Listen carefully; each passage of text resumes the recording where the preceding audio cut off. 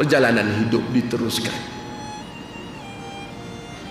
Dan manusia akan kumpul depan Allah, tuan-tuan dengan saya kumpul. Kebanyakan tuan-tuan umur berapa? Bagi tahu. Duduk bersandar di tiang, mungkin boleh bagi tahu. Pak Ji dulu berapa Pak Ji? Saya dulu sekian, duduk ni sekian, khidmat bagi servis ini sekian. Temu bual, Pak Cik ambil satu mikrofon ni, cakap, cerita Pak Cik siapa? Kena sejam setengah dia kata. Letih dah, setakat tu saya boleh cerita tentang saya ni. Habis. Dulu saya kerja ni 5 tahun, kerja ni 4 tahun, kemudian naik pangkat ni 3 tahun lagi. Anak ada seorang, ada 5, bini ada seorang, teringin nak nikah lagi 2, bini tak bagi. Habis. Balik ke akhirat. Orang kata kam labistum fil ardi adada sinin. Berapa lama hampa duduk di dunia itu? Kita pun menjawab qalu labisna. Minta muhud, bukan kita jawablah. Ahli neraka jawab. Qalu labisna yawman aw ba'da yawmin fas'alil 'adin.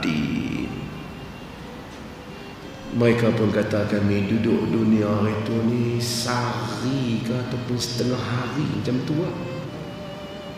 Cuba tanya orang-orang yang membilang ni kematian, pergi mengaji, pergi sana, pergi sini, kerja ni, balik akhirat Tuhan tanya berapa lama duduk, kita kata sehari atau setengah hari saja, dibandingkan satu hari di akhirat 1000 tahun kita. Allah, tak ada apa. Umur sepanjang Nabi Nuh baru sehari ya. Wa mal hayatud dunya illa la'ibun wa lahwun. Tidaklah kehidupan dunia ini melainkan mainan dan sia-sia. Walad darul akhiratu khair lilladzina yattaqun. Hari negeri akhirat yang lebih baik kepada orang-orang yang bertakwa. Sulaiman bin Abdul Malik apabila dia bertanya kepada Abu Hazim Salamah bin Dinar, wahai Abu Hazim, ni ulama tabi'in besar, Abu Hazim anak murid sahabat, mengapa kami ni tak sukakan mati, kami takutkan mati dan kami sukakan kehidupan?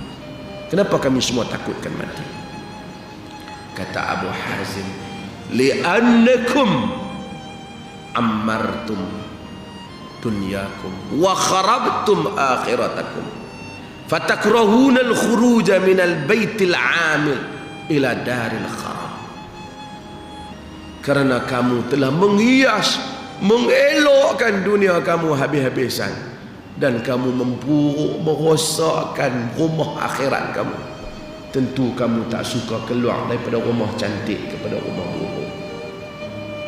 Adapun orang saleh, dia tak apa hidup di dunia dengan cara yang baik, tapi kita menghias akhirat kita mudah-mudahan supaya kita seronok keluar daripada dunia ni dan pergi akhirat. Tuan-tuan kalau tengok berita sahabat, dunia ni serabut, lemah perut